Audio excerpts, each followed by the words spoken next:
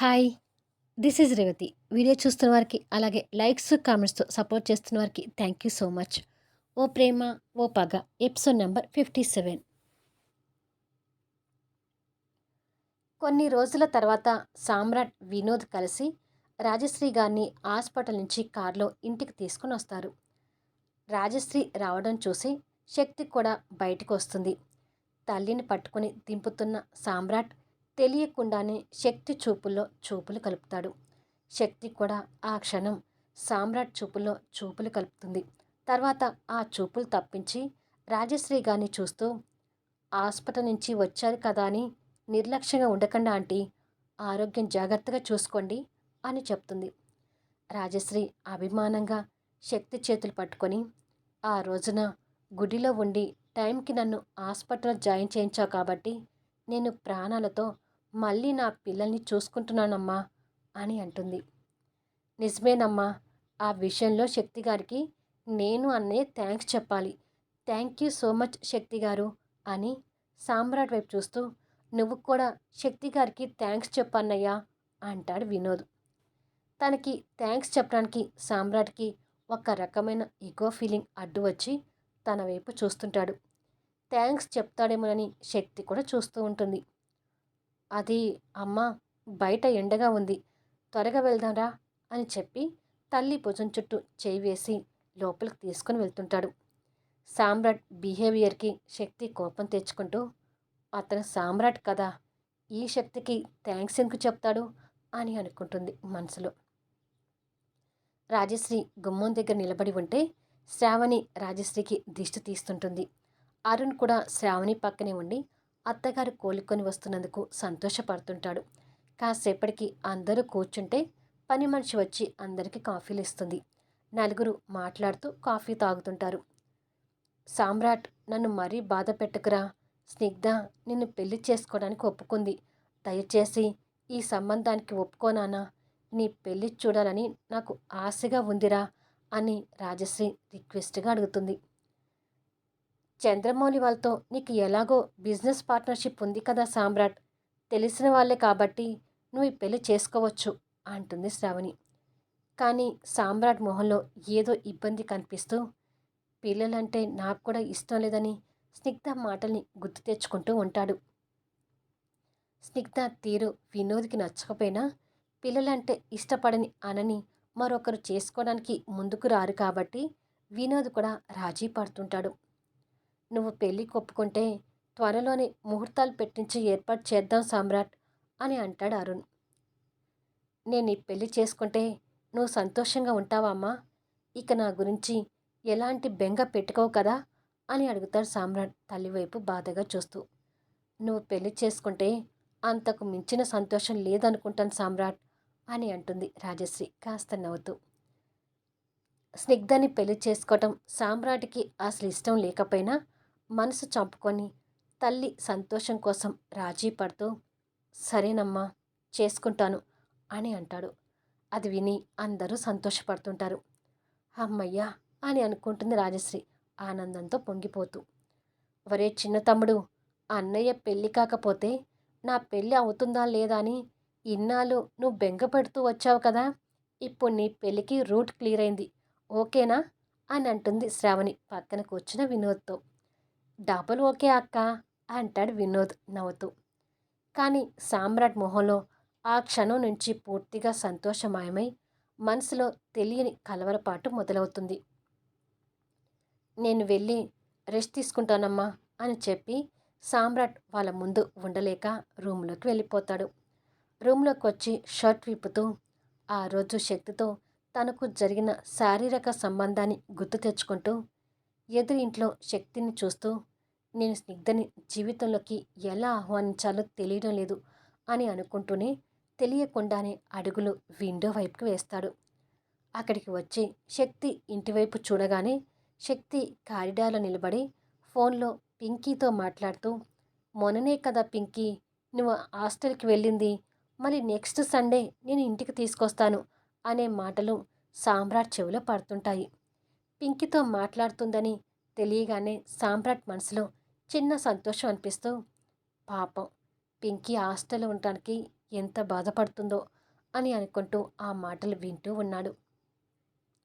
శక్తి నవ్వుతూ పింకీతో మాట్లాడుతూ ఉంది. శక్తిని అలాగే చూస్తూ స్నిగ్ధతో పెళ్లికి ఒప్పుకోవడం గుర్తు తెచ్చుకొని అక్కడ ఉన్న కర్టెన్ క్లోజ్ చేసి వెనక్కి వస్తాడు. అక్కడ ఉన్న డ్రెస్సింగ్ టేబుల్ మీద పింకీ గిఫ్ట్గా ఇచ్చిన వాచ్ కనిపిస్తుంది. ప్రేమగా అది చేతిలోకి తీసుకొని ఆ రోజు పింకీ ఆ వాచ్ చేతికి పెట్టడం గుర్తు తెచ్చుకొని బంగారు తల్లి ఎంత ప్రేమతో ఈ గిఫ్ట్ ఇచ్చిందో అని సంతోషపడుతూ చూస్తూ అంతా బాగుండే ఉంటే ఈ పాటికి నాకు అలాంటి కూతురు ఉండేదేమో అని మనసులో బాధగా అనుకొని పింకీ ఇచ్చిన వాచ్ని చేతికి పెట్టుకుంటాడు.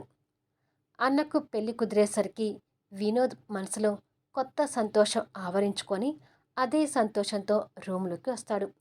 కబోర్డ్ దగ్గరికి వెళ్ళి జాగ్రత్తగా దాచిపెట్టుకున్న 2000 నోటుని తీసి చూస్తూ చరిత దగ్గర నుంచి ఆ నోటు తీసుకోవడం గుర్తు తెచ్చుకొని 2 చేతులతో ఆ నోటుని అలాగే పట్టుకొని బెడ్ మీద పడి, నీ స్కూటీ మళ్ళీ నా బైక్కి లిప్ కిస్ పెట్టే మూమెంట్ కోసం వెయిట్ చేస్తున్నాను చరిత అని అనుకొని ఆ నోటుని గుండెలకు హత్తుకొని సంతోషపడుతుంటాడు. ఆ రోజు సాయంత్రం శక్తి పైన కారిడార్లో నిలబడి బట్టలు ఆరేస్తూ ఉంటుంది. అదే సమయంలో సామ్రాట్ ఇంటి ముందు మరొక కారు వచ్చి ఆగుతుంది. ఆ కారులో నుంచి చంద్రమౌళి, గాయత్రి, స్నిగ్ధ దిగడం శక్తి ఆశ్చర్యంగా చూస్తూ ఉంటుంది. సామ్రాట్ ఎలాగో పెళ్లికి ఒప్పుకున్నాడు కాబట్టి త్వరలోనే ముహూర్తాలు చూసి సామ్రాట్కి, స్నిగ్ధకి వెంటనే పెళ్లి జరిపిద్దామండి అని అంటూ గాయత్రి మాట్లాడుతుంటే శక్తి వాళ్ళ మాటలు విని వాళ్ళ వైపు చూస్తుంటుంది. అలాగే చేద్దాంలేవే అంటాడు చంద్రమౌళి. ఓహో, ఆ మహానుభావుడు దీన్ని పెళ్లి చేసుకోవడానికి ఒప్పుకున్నాడా అని అనుకుంటుంది శక్తి మనసులో. ఎప్పుడెప్పుడు సామ్రాట్ని పెళ్లి చేసుకుందామని నేను వెయిట్ చేస్తున్నాను నాన్న అంటుంది స్నిగ్ధ. సరే ముందు లోపలికి వెళ్దాం పదండి అని చంద్రమౌళి ముందుకు అడుగులు వేస్తుంటాడు. అంతలోనే శక్తి ఎదురుగా ఉంటున్న విషయం గుర్తు వచ్చి టక్కున వెనక్కి తిరిగి ఆ ఇంటి వైపు చూస్తాడు. చంద్రమౌళి చూసేసరికి గాయత్రి, స్నిగ్ధ కూడా ఆ విషయం గుర్తొచ్చి వెనక్కి తిరుగుతారు. శక్తి వాళ్ళని కోపంగా చూస్తూ బట్టలు ఆరేసే పని చూసుకుంటూ ఉంటుంది. అబ్బో, చూసారా, కనీసం మనతో మాట్లాడడం కూడా మాట్లాడడం లేదు, ఎంత పొగరో దీనికి అని అంటుంది గాయత్రి. ఆ పొగర్ని ఎలా అనగతీయాలో ఆలోచిస్తూనే ఉన్నానులేవే అని అంటాడు చంద్రమౌళి గాయత్రి, స్నిగ్ధకు మాత్రమే వినిపించేటట్టుగా. ఇప్పుడు తన గురించి ఎందుకు నాన్న, ముందు లోపలికి వెళ్దాం పదండి, రాజశ్రీ ఆంటీ మన కోసం వెయిట్ చేస్తూ ఉంటుంది అని చెప్పి స్నిగ్ధ వెళ్తుంటే తన వెనక ఈ భార్యాభర్తలు శక్తిని కోపంగా చూస్తూ వెళ్తుంటారు. ఈ ముగ్గురు లోపలికి వచ్చేసరికి రాజశ్రీ, సామ్రాట్, వినోద్, శ్రావణి, అరుణ్ మాట్లాడుతూ కూర్చొని కనిపిస్తుంటారు. నమస్కారం రాజశ్రీ గారు అంటూ చంద్రమౌళి, గాయత్రి రాజశ్రీకి నమస్కారం పెడుతూ వస్తుంటారు. నమస్కారం, మీకోసం ఎదురు చూస్తున్నాను, కూర్చోండి అని వాళ్ళకి సోఫా చూపిస్తుంది రాజశ్రీ. చంద్రమౌళి, గాయత్రి ఓ పక్కన కూర్చుంటే స్నిగ్ధ కావాలని సామ్రాట్ పక్కకు వెళ్ళి కూర్చుంటుంది. తను అలా పక్కన కూర్చోగానే సామ్రాట్కి ఏదో విషపు జంతువు వచ్చి కూర్చున్నట్టుగా అనిపిస్తుంది. స్నిగ్ధని చూడగానే వినోద్ కూడా అభ్యంతకరంగా ఉన్నా తప్పక రాజీ పడే పరిస్థితి. త్వరలోనే ముహూర్తాలు పెట్టించి సామ్రాట్, స్నిగ్ధల పెళ్లి జరిపిస్తే బాగుంటుందని మీతో మాట్లాడడానికి మిమ్మల్ని రమ్మని చెప్పాను అని అంటుంది రాజశ్రీ. మేము అదే అనుకుంటున్నామండి అంటుంది గాయత్రి. పంతులు గారు కూడా రమ్మని చెప్పాను, కాసేపట్లో రావచ్చు అని రాజశ్రీ అంటూ ఉండగానే నమస్కారం రాజశ్రీ గారు అంటూ పంతులు గారు చేతిలో బుక్కు పట్టుకొని లోపలికి వస్తాడు. నమస్కారం, మీ గురించే అనుకుంటున్నాము, కూర్చోండి అని అంటుంది రాజశ్రీ.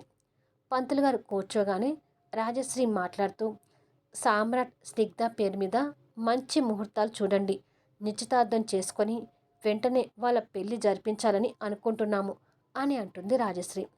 అలాగేనమ్మా అంటూ పంతులు గారు పుస్తకాన్ని తిరిగేస్తాడు.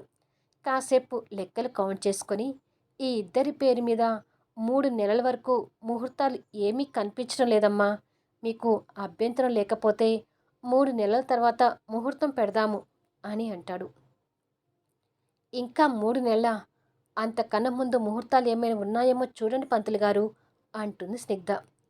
ఉంటే ఎందుకు చెప్పనమ్మా? వీరి పేరు బలాన్ని బట్టి త్వరలో ముహూర్తాలు కావాలంటే మాత్రం లేవు రాజశ్రీ గారు అని అంటాడు పంతులు గారు.